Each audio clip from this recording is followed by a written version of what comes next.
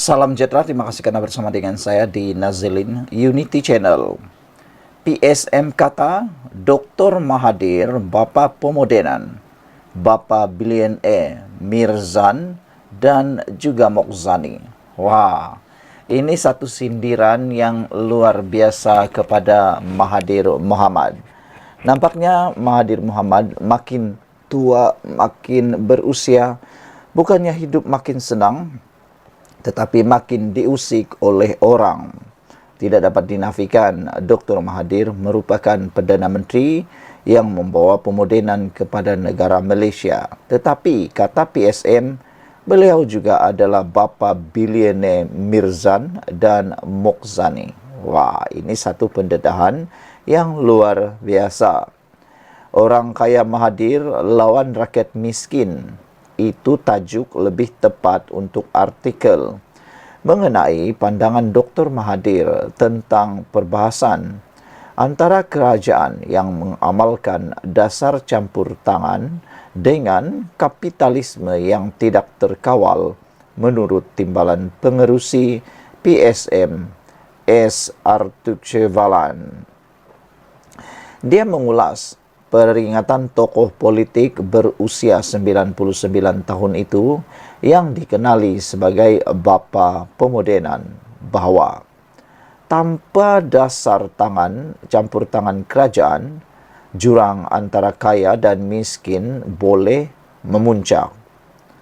Namun, Arut Chilvan mendakwa Mahathir juga bapa ekonomi neoliberalisme dan komunisme di Malaysia.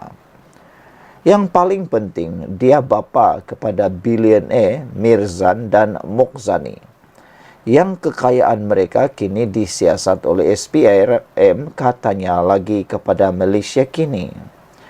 Arut Chelvan menyindir bahawa Mahathir tidak boleh dipersalahkan kerana mengalami sindrom ingatan terpilih mudah lupa. Satu istilah yang pernah digunakan oleh Mahathir sendiri. Kata Arut Chelvan, ingatannya masih segar dan menawarkan untuk mengingatkan Mahathir serta rakyat Malaysia tentang tindakan campur tangan yang pernah dilakukan dan yang gagal dilakukan oleh Mahathir sepanjang tempoh pertama dia menjadi Perdana Menteri selama 22 tahun. Walaupun Perdana Menteri kedua, Abdul Razak Hussein, memainkan peranan penting dalam menangani kemiskinan, melaksanakan pembaharuan tanah, memperbaiki kawasan luar bandar, dan membantu ramai orang miskin, orang Melayu keluar dari kemiskinan. Mahathir pula diberi kredit kerana mencipta dan memperkayakan segelintir individu dan ahli perniagaan kaya. Semasa krisis kewangan Asia 1997-1998, ramai yang kehilangan pekerjaan. Ramai graduan menjadi penganggur. Ya, Mahathir campur tangan. Dia menyelamatkan Tajuddin Ramli yang pada masa itu memiliki kepentingan dalam Syarikat Penerbangan Nasional Malaysia, MAS, serta syarikat anaknya Konsortium Perkapalan Berhad pada tahun 1998. Apabila timbalan Perdana Menteri ketika itu, Anwar Ibrahim, membangkitkan isu itu, dia pula dipecat, tambahnya. Penswastaan dan melanun. Pada Mac lalu, dilaporkan SPRM juga sedang meneliti beberapa suntikan dana kerajaan yang kontroversi semasa krisis kewangan, termasuk penyelamatan RM1.79 bilion untuk Tajuddin dan pengambil alihan RM836 juta ringgit oleh Petronas terhadap aset perkapalan yang dimiliki oleh Mirzan. Sebagai bapa neoliberalisme di Malaysia, Arut Chelvan berkata, Bekas Perdana Menteri itu memainkan peranan penting dalam agenda penswastaan. Penswastaan Malaysia dari tahun Mahathir dari tahun 1980 hingga tahun 2000-an dibenarkan untuk menghapuskan ketidakcekapan dan rasuah. Tetapi seperti yang terbukti hari ini, ia mendorong dan menyuburkan ahli politik tamak serta kroni politiknya. Dasar penswastaan Mahathir ketika itu digelar sebagai piratisasi ataupun kegiatan melanun dakwanya lagi. Arut Chelvan berkata, kesan dasar Mahathir seperti penswastaan hospital dan pendidikan mengakibatkan perkhidmatan itu tidak mampu dinikmati oleh golongan miskin. Dia menubuhkan PTPTN. Rakyat kemudiannya meminjam daripada PTPTN dan membayar hab pendidikan berorientasikan keuntungan ini jelasnya.